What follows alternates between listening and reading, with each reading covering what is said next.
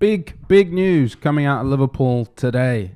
I thought the biggest news was going to be the Champions League draw, Liverpool getting Real Madrid, but apparently not. David Ornstein, the great David Ornstein, reporting that FSG have put Liverpool up for sale. The news broke a couple of hours now on The Athletic. His article read, Fenway Sports Group has put Liverpool up for sale. A full sales representation has been produced for interested parties. FSG has looked at opportunities in the past, but decided against moving forward with them. It is unclear whether or not a deal will eventually be done, but FSG is inviting offers. As he said, there have been some rumblings in recent years about on the prospect of whether FSG would sell Liverpool. I think it was reported maybe last year that they turned down an offer in excess of 3 billion, I believe. And I don't think this news was supposed to break. There's been nothing from the Liverpool side, maybe as you would expect. It's just news on the Champions League draw. And FSG's statement to The Athletic, I imagine when questioned on this by Ornstein and The Athletic, they've said that there have been a number of recent changes of ownership and rumours of changes in ownership at EPL clubs, and inevitably we are asked regularly about Fenway Sports Group's ownership in Liverpool. FSG has frequently received expressions of interest from third parties seeking to become shareholders in Liverpool. FSG has said before that under the right terms and conditions, we would consider new shareholders if it was in the best interests of Liverpool as a club. FSG remains fully committed to the success of Liverpool, both on and off the pitch. A statement as you would expect. They're obviously not going to be like, yeah, we're selling up, like, everyone get on board. They won't say that publicly, but I imagine that's what's been going on behind the scenes, and it does sound like this has been going on for a little bit now. It makes you think, why now? Cynically and somewhat superficially, why now in terms of the time and the calendar? I'm thinking about, like, I don't know, the World Cup, and maybe there's not going to be any league football, and maybe it makes some kind of sense, or it is easier on, let's say, Jurgen Klopp or any other players if they're going to get questioned by reporters on what this uncertainty means for Liverpool Football Club and the club getting sold. Like I said, I think that's somewhat superficial.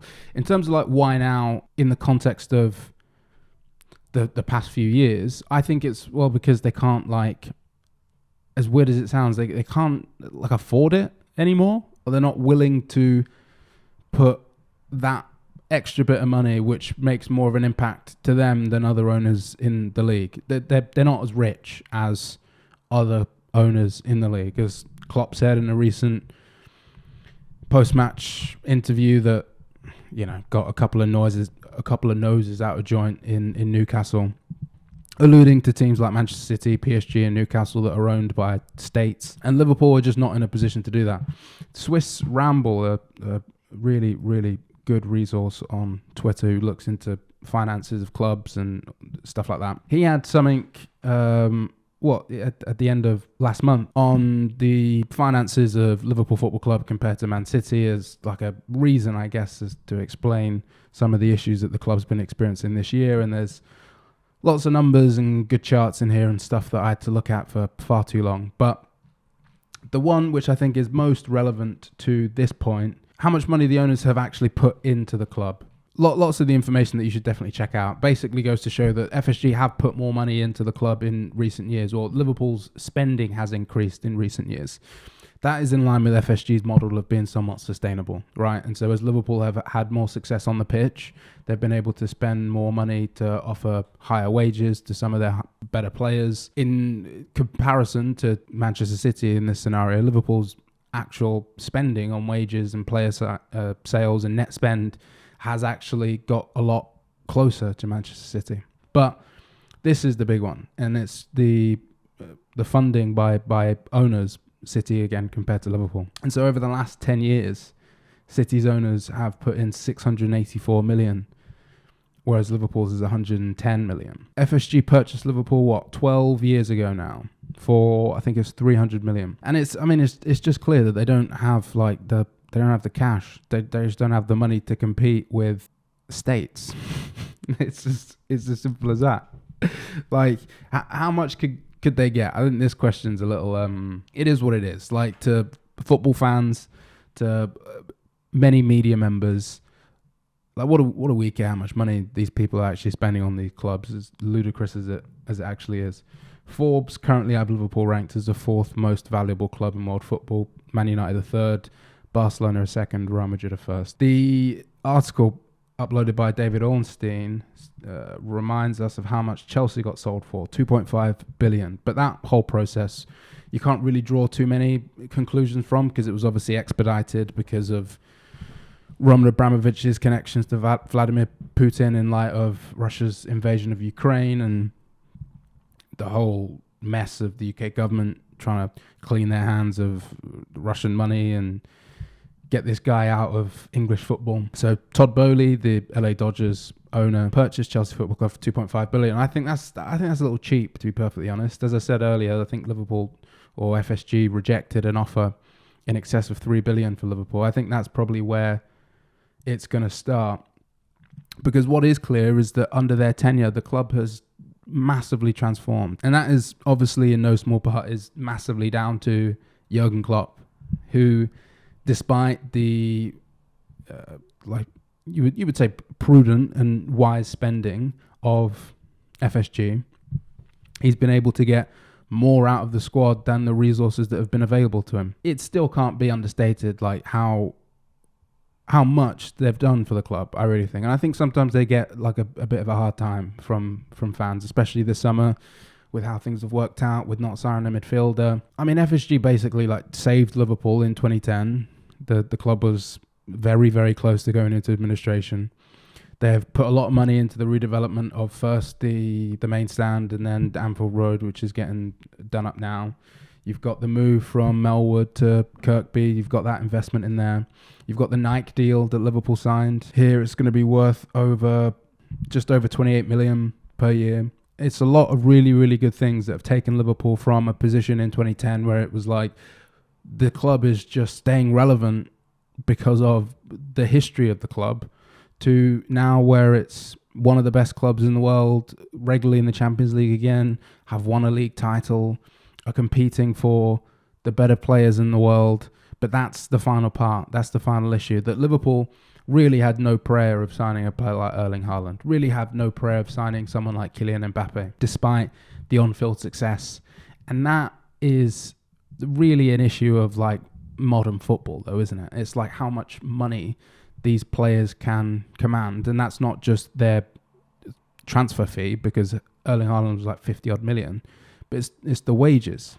It's the wages. Like Liverpool basically blew up the wage structure in re-signing Mohamed Salah to this massive wage, and essentially opted or decided to go with the money that they were going to put into Salah, who's 30, instead of Sadio Mane, who's the same age, but who was grossly underpaid for all of his time at Liverpool. New owners, new rich owners would go some way to addressing that, would put Liverpool in a position commensurate with their recent on-field success to be competing with Manchester City, PSG, Newcastle very shortly, and Man United and all the other big clubs, not just for the transfer fees, but for the wages, for the signing on fees, for the agent fees, for the huge sums that go into acquiring a player, even when you don't pay the other club a lot of money. So that's obviously why, and I think their legacy will be a good one. I think that's just my opinion, and I think it does make you think about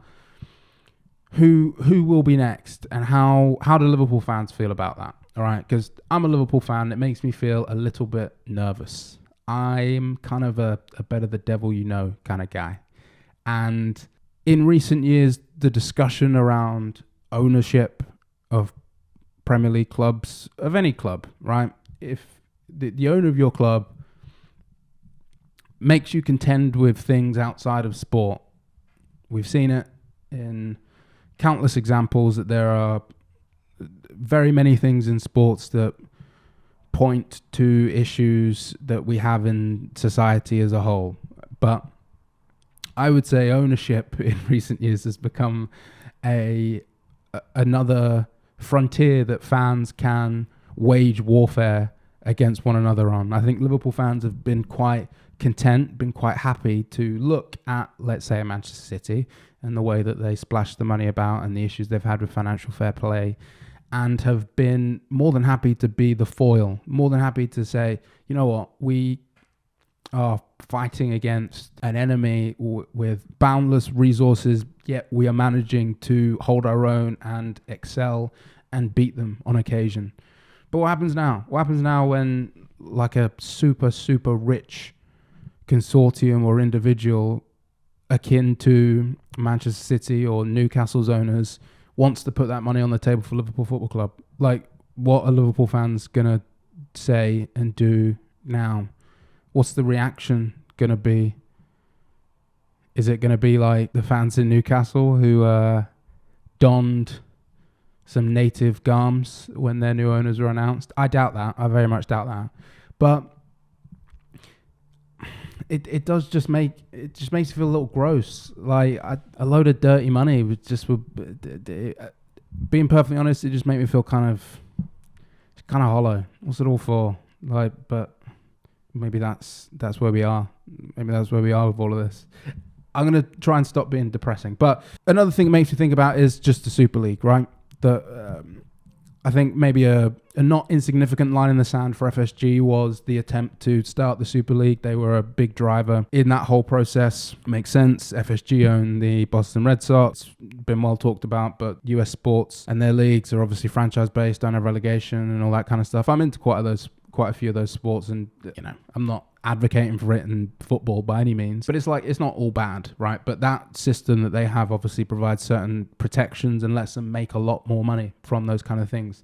And the backtrack that FSG had to do, the video that John W. Henry came out with after it all blew up in all their faces, I think is quite an important part to this story.